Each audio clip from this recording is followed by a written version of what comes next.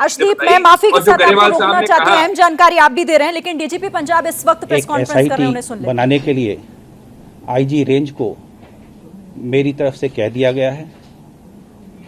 इस मौके पर जो एम्प्टी केस बरामद हुए हैं 30 के करीब, उससे अलग अलग बोर के, जैसे 9mm है, 455 है, वो उससे लगता है कि अलग अलग बोर के तीन वेपन, कम से कम 3 वेपन इस्तेमाल हुए हैं। केस की तफ्तीश चल रही है। आईजी रेंज वहाँ पहुँच गए हैं, कैंप कर रहे हैं। एसएसपी मानसा के अलावा एसएसपी बठिंडा भी पहुँच गए हैं। ऑपरेशंस पूरे इलाके में चल रहे हैं और पंजाब पुलिस की तरफ से एडीजी लॉ एंड ऑर्डर जितनी फोर्स एडिशनल मोबिलाइज होनी है वो कर चुके हैं और हमारी पूरी कोशिश है कि इस केस को हम जल्दी से जल्दी सॉल्व करें। धन्यवाद।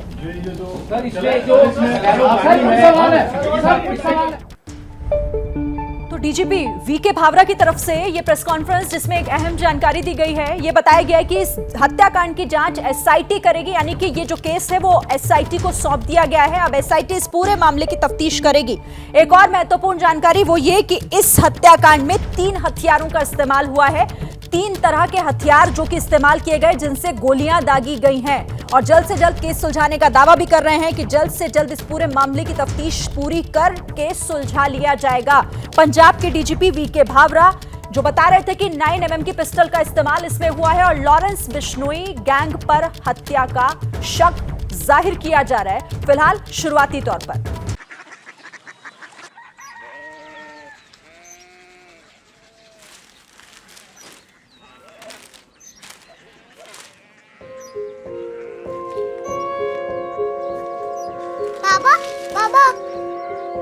Korea city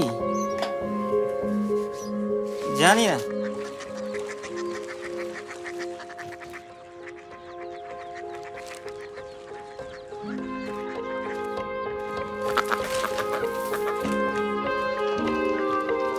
Korea city. हाँ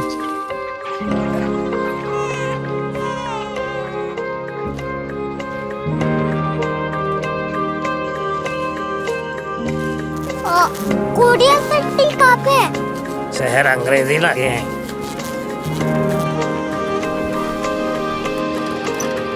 कोरिया सिटी।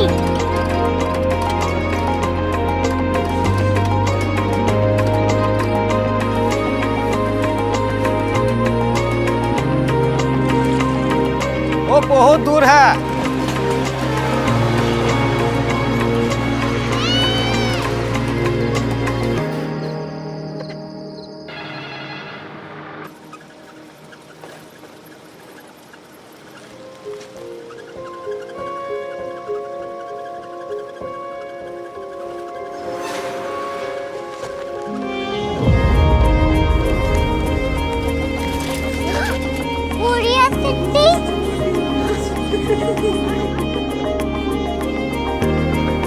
दुनिया को बोलना नहीं, कुछ लोग बड़े होते हैं। कोरिया सिटी कहाँ है? प्रोफेसर साहब को पता होगा। हो, ये छोटा वाला ग्लोब लगता है और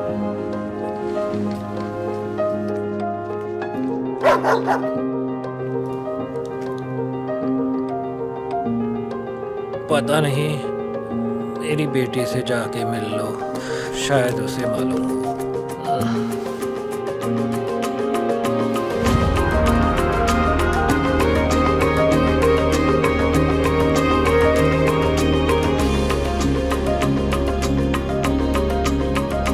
हाय,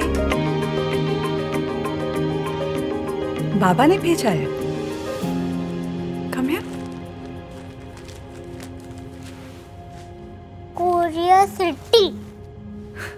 कोरिया सिटी नहीं, क्यूरियोसिटी। वो क्या? That's what brought you here? जो तुम्हें यहाँ तक ले आया। क्यूरियोसिटी।